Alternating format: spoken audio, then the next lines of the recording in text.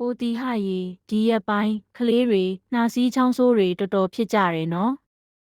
ဟုတ်တယ်ရာသီဥတုကမိုးရွာလိုက်နေပူလိုက်ဖြစ်နေတော့ဘက်တီးရီးယားတွေနဲ့ဗိုင်းရပ်တွေအရန်ပေါက်ဖွားကြတာ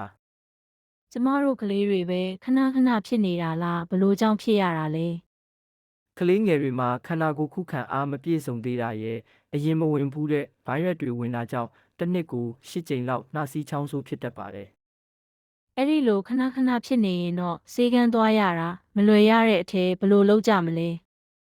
အမြဲတမ်းဆေးကန်းသွားဖို့မလိုပါဘူးပုံမှန်ဆိုရင်တော့ကလေးတွေမှာဖြစ်တဲ့နှာစီးချောင်းဆိုးတာတွေက9ရက်ကနေခု2ရက်အတွင်းသူ့အလိုလိုပျောက်သွားတတ်ပါတယ်ကလေးငယ်လေးတွေမှာတော့2ပတ်လောက်ကြာတတ်ပါတယ်အဲ့ဒါဆိုကလေးတွေမြန်မြန်သက်သာအောင်ဘာတွေလုပ်ရမလဲ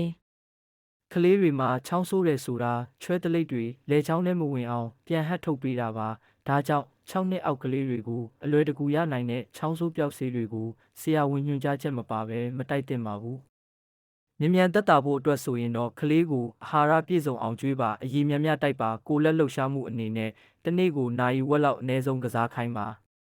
အိတ်ချိန်ကိုအနည်းဆုံး8နာရီအိတ်ဆက်ပါစေနှာစီးနှာပိတ်တာတွေတက်တာအောင်ရေနွေးတဲ့ကိုစားနဲ့ခတ်ပြီးနှာခေါင်းနှစ်ဖက်လုံးကိုတစ်ဖက်ပြီးတစ်ဖက်ထည့်ပြီးတန့်ရှင်းရေးလုပ်ပေးပါဒီလိုလုပ်ပေးရင်နှာစေးနှာပိတ်တာတွေမြ мян တက်တာနိုင်ပါတယ်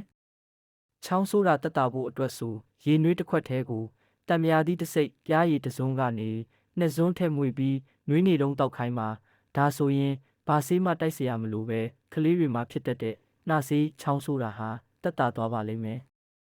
ဒီလိုဆိုရင်ကလေးတွေနှာစီးချောင်းဆိုးတိုင်းဆေးကန်းသွားเสียမလို့တော့ဘူးဆိုတာနားလည်သွားပါပြီကျန်တဲ့ဖေဖေမေမေတို့လည်းဒါလေးကိုနားထောင်ပြီးအိမ်မှာပဲကို့ကလေးတွေနှာစီးချောင်းဆိုးဖြစ်ရင်လိုက်လုပ်ပေးကြပါလို့တိုက်တွန်းလိုက်ရပါတယ်ရှင်